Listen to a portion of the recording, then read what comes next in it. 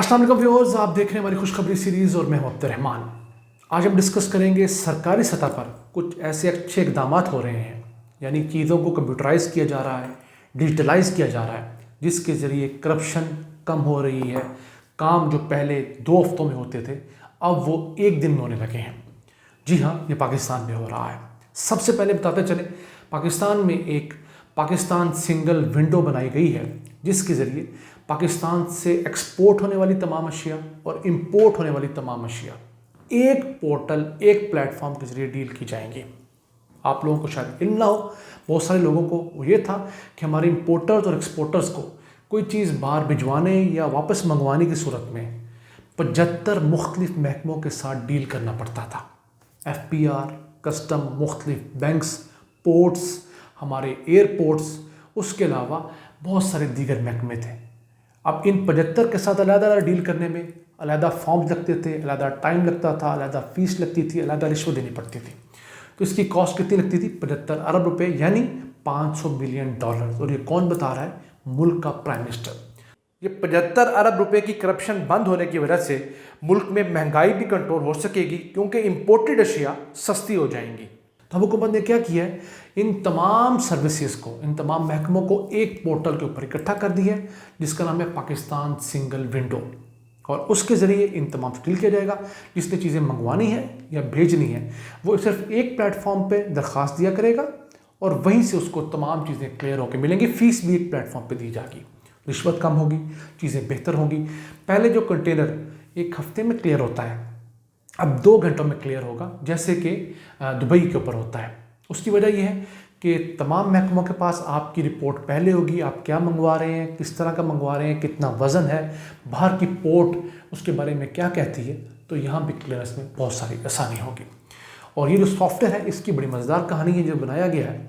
इसके लिए जब पूछा गया ये कितनी कॉस्ट आएगी इसकी, तो $163 मिलियन कॉस्ट बताई गई थी।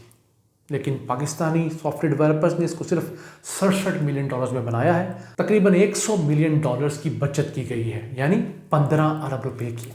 अब आप अज्यूम कीजिए कि एक सॉफ्टवेयर डेवलपमेंट में सरकारी सतह पे काम करवाने में 15 अरब रुपए का खांचा था, रिश्वत थी, जो कि बचाई गई है, बड़ी अच्छी बात है।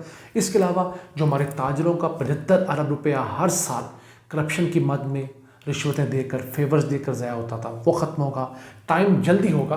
तो हमारे जो नेबरिंग कंट्रीज़ हैं, मतलब अफ़गानिस्तान है, उज़्बेकिस्तान है, ताजिकिस्तान है, जो पाकिस्तान के ज़रिए अपनी तमाम एक्सपोर्ट्स और इंपोर्ट्स करना चाहते हैं, उनको कितना रिलीफ मिलेगा। उनको पता होगा कि उनका जो कंटेनर है रियल टाइम में क्लियर हो जाएगा, तो पाकिस्तान से एक्सपोर्ट्स इंपोर्ट करेंगे, उससे पाकिस्तान में नए रोज़गार पैदा होंगे। पाकिस्तान में हम जब उन पर टैक्स लगाएंगे तो हमें रेवेन्यू इकट्ठा होगा। ये डेवलपमेंट पाकिस्तान बहुत अच्छी कर रहा है। ये जो वन विंडो बनाई गई है, पाकिस्तान सिंगल विंडो, जो FPR और कस्टम के तहत है, इसके ज़रिए काम जो शुरू होगा इंशाल्लाह 1 जुलाई सन 2021 से शुरू हो जाएगा। और पाकिस्तान दुनिया भर में जो ईज़ ऑफ डूइंग बिजनेस के ममालिक हैं, उनमें मज़ीद आगे आ जाएगा।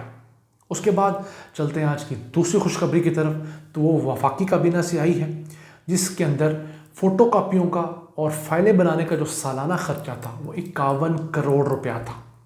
अब हुकूमत ने क्या किया है कि वफाकी काबीना को तमाम को डिजिटलाइज कर दिया है, यानी उनके पास कोई कागज़ नहीं आएगा, अपने अपने टैबलेट के ऊपर नोटिफिकेशंस आया करेंगे। जो चीज़ एजेंडा होगी, जो समरी होगी, तमाम टैबलेट पे होगी, वहाँ पढ़ेंगे, वहीं से अपनी अप्रूवल दे देंगे और ये काम बहुत तेज़ी से हो जाया करेगा। अब आप देखिए, अगर 50-51 लोगों की जो काबीना है, वो अगर साल का 51 करोड़ रुपया फ़ोटोकॉपियों पर लगा रही है, तो हमारी 5 सूबाई असम्बलियाँ जो हैं, गिलगित बल्तिस्तान भी आप डाल लीजिए, उसके अलावा हमारी कौमी असम्बली है, हमारा सेनेट है, तो ये 1000 से ज़ायद अरकान जो हैं, इनके अंदर कितना ख़र्चा होता होगा? फ़ोटोकॉपीज़ का अरबों रुपए का ख़र्चा है। तो मेरी ज़ाती कैलकुलेशन जो है, अगर पाकिस्तान अपनी कौमी असम्बली, ईवान सदर को तो कर रहा है, इस तमाम सूबाई असम्बलियों को डिजिटलाइज कर देता है, कंप्यूटराइज कर देता है और पेपरलेस कर देता है, तो कम अज़ कम मुल्क का 10 अरब रुपया बचाया जा सकता है और काम को बड़ा फास्ट फॉरवर्ड कर दिया जा सकता है। ये जी फाइल आज एक डेस्क के दूसरे डेस्क पे जा रही है, नहीं होगा। आप पे क्लिक दबाएंगे, वो फाइल सबके पास चली जाएगी, उसी वक्त सब पढ़ के उसके ऊपर रिस्पॉन्स देंगे और कंप्यूटर कैलकुलेट कर देगा कि इस फाइल में 10 लोगों से आराम मांगी गई थी, 8 ने इसके हक में दी हैं और 2 ने इसके खिलाफ दी हैं, तो समरी मंजूर हो जाएगी। ये बहुत अहम डेवलपमेंट आगे की जा सकती है, क्योंकि इसका प्रोटोटाइप जो है वो फेडरल कैबिनेट के लेवल तक हो चुका है। उसके बाद हम चलते हैं आज की तीसरी और आखिरी खुशखबरी की तरफ। तो वो है ओवरसीज़ पाकिस्तानियों के कब्ज़ा माफिया के खिलाफ बहुत शिकायत थी, बहुत मसाइल थे बेचारों के। तो प्राइम मिनिस्टर ने अपना जो PM सिटीज़न पोर्टल है उसके ऊपर कब्ज़ा माफिया के खिलाफ शिकायत दर्ज करवाने के लिए अलहदा से एक खाना बना दिया है, एक कैटेगरी बना दी है। हमारे तमाम ओवरसीज़ पाकिस्तानी और जो लोकल पाकिस्तानी भी हैं वो पोर्टल के ऊपर जाकर आप अपनी शिकायत दर्ज करवा सकते हैं। और हुकूमत जो है कम से कम पंजाब हुकूमत, वफाकी हुकूमत और KP हुकूमत बहुत तेज़ी से एक्शन ले रही है कब्ज़ा माफिया के खिलाफ। हाँ, एक बात याद रखिएगा, अगर आपका केस किसी भी अदालत में चल रहा है, वो चाहे सिविल कोर्ट है, सेशन है, हाई कोर्ट है, सुप्रीम कोर्ट, फिर आपने इस पोर्टल पर शिकायत दर्ज नहीं करवानी, क्योंकि इस पोर्टल के दायरे इख्तियार में अदालतों को डायरेक्ट करना नहीं है। हाँ, आपका केस अगर पुलिस नहीं सुन रही, कब्जा हुआ है, पटवारी आपको तंग कर रहा है, महकमे माल में आपका कहीं केस फंसा हुआ है, सीनियर बोर्ड ऑफ रेवेन्यू के दफ्तर में केस फंसा हुआ है, तो फिर आप जाकर उनके खिलाफ इस पोर्टल पर शिकायत कर सकते हैं। फौरी एक्शन होगा और आपकी जगह रिट्रीव कराई जाएगी। पाकिस्तान में गुज़िश्ता 2.5 सालों के दौरान 1,55,000 एकड़ सरकारी ज़मीन वागुजार करवाई जा चुकी है, जिसकी कीमत 450 अरब है। इसके अलावा हज़ारों एकड़ जो है वो प्राइवेट लोगों की ज़मीन वागुजार करवाई गई है। लाहौर के अंदर मंशा बम जैसे लोगों से जो ओवरसीज़ पाकिस्तानियों की दर्जनों एकड़ ज़मीन बाजियाब करवाई जा चुकी है, उसके ऊपर मुकदमे दर्ज करवाए गए और जेल जा चुका है, उसके बेटे मफरूर हैं। तो ये काम आहिस्ता आहिस्ता हो रहा है। हाँ, एक बार याद रखिएगा, PM पोर्टल पे जो सेटिस्फेक्शन रेशो है वो 33 से 35% है, यानी कि 100 दरखास्तों में सिर्फ 33 से 35 लोग जो है मुतमईन हो पाते हैं। ऑल्दो ये कम है, इसको बढ़ना चाहिए, लेकिन चलें, जहाँ पर कोई चीज़ नहीं थी वहाँ पर PM पोर्टल एक लोगों के लिए आसरा ज़रूर है। मैंने खुद PM पोर्टल पे बहुत सारी शिकायत की, तो मेरी जो सक्सेस रेशो है, जब मुझे जहाँ पर रिलीफ मिला, वो 20 से 25% था। मैं समझता हूँ इसको बढ़ाना चाहिए। और इसमें एक बहुत बड़ा फॉल्ट है PM पोर्टल के अंदर, वो ये है कि अगर आपकी जो दरख्वास्त है बंद कर दी जाती है तो आपके पास कोई दूसरी अपील की ऐसा अच्छी रेमेडी नहीं है। आप बस फीडबैक बुरा दे सकते हैं और कुछ नहीं कर सकते। इसमें एक ऑप्शन ये ज़रूर होनी चाहिए कि आप PM पोर्टल का एक नंबर होना चाहिए, वहाँ पर जाके आप उसके खिलाफ अपील दायर करें, ताकि जो मुख्तलिफ महकमों में काली भीड़ें बैठी हुई हैं, जो छोटे लेवल पे अफसरान मिलजुल कर और दाखिल दफ्तर कर देते हैं फाइलों को, वो काम बंद हो।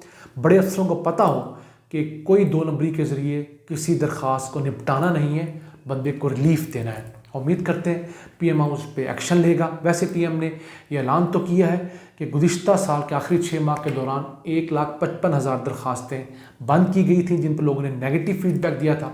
वो तमाम दरख्वास्तें खोलने का हुक्म दे दिया गया है। बड़ा अच्छा इनिशिएटिव है, लोगों को रिलीफ मिलेगा। चले उनमें से भी 30-35% मज़ीद को रिलीफ मिल गया, तो ये 50-55% को रिलीफ मिलेगा।